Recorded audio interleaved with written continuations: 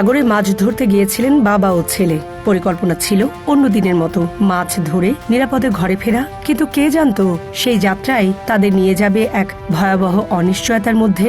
মাছ ধরার ট্রলারের ইঞ্জিন বিকল হয়ে যাওয়ার পর শুরু হয় তাদের ভেসে চলা। একসময় সঙ্গে থাকা খাবারও ফুরিয়ে যায়। সামনে শুধু বিশাল সমুদ্র, আর ফিরে যাওয়ার কোনো পথ নেই। Premium commercial space is now for rent. Featuring ample parking and excellent accessibility, this 4,200 square foot space is ready. Elevate your business and call us today. একদিন, 2 দিন নয়, টানা 36 দিন সাগরে ভেসেছিলেন শ্রীলঙ্কার 2 জেলে। তাদের মধ্যে 29 দিন কেটেছে প্রায় অনাহারে। শেষ পর্যন্ত ক্ষুধার কাছে হার না মেনে বড়শির টোপ হিসেবে রাখা খাবার এবং সাগর থেকে ধরা কাঁচা মাছ খেয়েই বেঁচেছিলেন তারা। এক পর্যায়ে তাদের ট্রলারে উঠে মূল্যবান জিনিসপত্রও লুট করে নিয়ে যায় মিয়ানমারের কিছু লোক। দীর্ঘ 36 দিনের সেই দুঃসহ যাত্রার শেষে তাদের ভাসমান ট্রলার এসে পৌঁছায় বাংলাদেশের কক্সবাজারের মহেশখালী উপকূলে। সেখানেই স্থানীয় জেলেদের চোখে পড়ে অচল ট্রলারটি। জীবনের শেষ প্রান্তে পৌঁছে যাওয়া 2 মানুষকে উদ্ধার করে তারা নিয়ে আসেন নিরাপদ আশ্রয়ে। উদ্ধার হওয়া 2 ব্যক্তি হলেন শ্রীলঙ্কার SH চামিন্দা, বয়স 51 বছর, এবং তার ছেলে সাউন্ডা হান্না দিগিপিয়া ওয়াটিং, বয়স 30 বছর। দুজনের পেশাই জেলে। তাদের বাড়ি শ্রীলঙ্কার ডেভিনুয়ারা এলাকার রুবাল হসপিটাল রোডে। বাবা ছেলের এই গল্পের শুরু 36 দিন আগে। 4 জন জেলে একটি ট্রলারে করে শ্রীলঙ্কার উপকূলে মাছ ধরতে বেরিয়েছিলেন। সমুদ্রের আবহাওয়া ছিল বৈরী। এক পর্যায়ে ট্রলারের ইঞ্জিন বিকল হয়ে যায়। ইঞ্জিনহীন ট্রলারটি স্রোতের টানে ভেসে যেতে থাকে আন্দামান সাগরের দিকে। সাগরে বিপদে পড়া 4 জেলের মধ্যে 2 জনকে 3 দিন পর অন্য একটি নৌকার সহায়তায় দেশে ফিরিয়ে নেওয়া সম্ভব হয়, কিন্তু চামিন্দা ও তার ছেলে তাদের নিজেদের ট্রলারে ছিলেন, তাই তারা ট্রলার ছেড়ে যেতে পারেননি। ফলে বাবা ছেলের জন্য শুরু হয় এক অনিশ্চিত সমুদ্রযাত্রা। ট্রলারে যতটুকু খাবার ছিল সেটিও বেশি দিন স্থায়ী হয়নি। যাত্রা শুরুর মাত্র 7 দিন পরই তাদের মজুদ খাবার শেষ হয়ে যায়। এরপর সামনে ছিল শুধু সমুদ্র।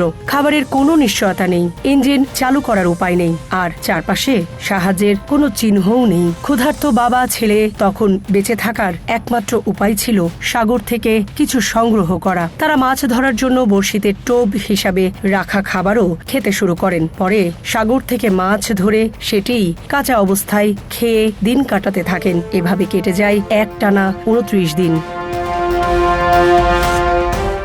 সমুদ্রের পানি চারদিকে থাকলেও তা পান করার উপযোগী নয়। খাবারের মজুদ শেষ, ট্রলার অচল। কোথায় গিয়ে ভিড়বে তার কোনো নিশ্চয়তা নেই। তবুও বেঁচে থাকার তীব্র আকাঙ্ক্ষায় বাবা ও ছেলে সাগর থেকে মাছ ধরে কাঁচা খেয়ে নিজেদের জীবন টিকিয়ে রাখেন। এর মধ্যেই তাদের দুর্ভোগ আরো বাড়ে। ট্রলারটি ভাসতে ভাসতে যখন আন্দামান সাগরে গিয়ে চলে যাচ্ছিল, তখন এক পর্যায়ে মিয়ানমারের কিছু লোক তাদের ট্রলারে উঠে পড়ে। তারা সঙ্গে থাকা দূরবীন, ক্যামেরা সহ মূল্যবান বিভিন্ন জিনিসপত্র লুট করে নিয়ে যায়।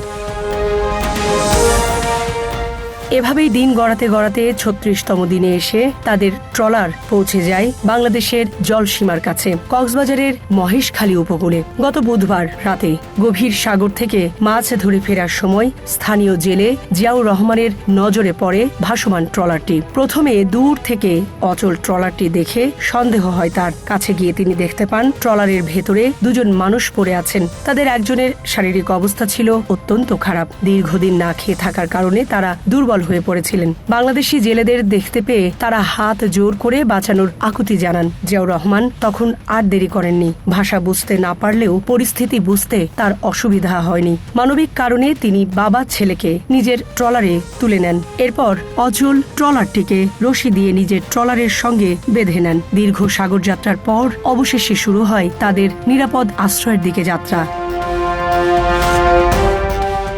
শুক্রবার রাতে তাদের নিয়ে আসা হয় মহেশখালীর কুতুবজম ইউনিয়নের তাজিয়াকাটা ঘাটে। পরে তাদের আশ্রয় দেওয়া হয় ট্রলার মালিক ও উদ্ধারকারী জেলে জিয়াউর রহমানের বাড়িতে। জিয়াউর রহমান পরে দুবাই প্রবাসী তার এক আত্মীয় সেলিমের সহায়তা নেন। দোভাষীর মাধ্যমে কথা বলে জানা যায় উদ্ধার হওয়া দুজন বাবা ছেলে এবং তাদের নাম পরিচয়ও নিশ্চিত হওয়া যায়। জীবন অবাক না করলে কে করবে? 28% মিল্ক ফ্যাটের অবাক করার সাথে ফ্রেশ মিল্ক পাউডার। জীবন অবাক করুক প্রতিদিন। আইনের দিক থেকেও বিষয়টি জটিল। পাসপোর্ট ছাড়া বিদেশি নাগরিকের বাংলাদেশে প্রবেশ আইনগতভাবে অপরাধ হলেও এই ঘটনায় মানবিক বিষয়টি অত্যন্ত গুরুত্বপূর্ণ বলে উল্লেখ করেছেন পুলিশ কর্মকর্তা। ঊর্ধ্বতন কর্তৃপক্ষের সঙ্গে আলোচনা করে পরবর্তী আইনগত ব্যবস্থা নেওয়া হবে বলে জানিয়েছেন তিনি।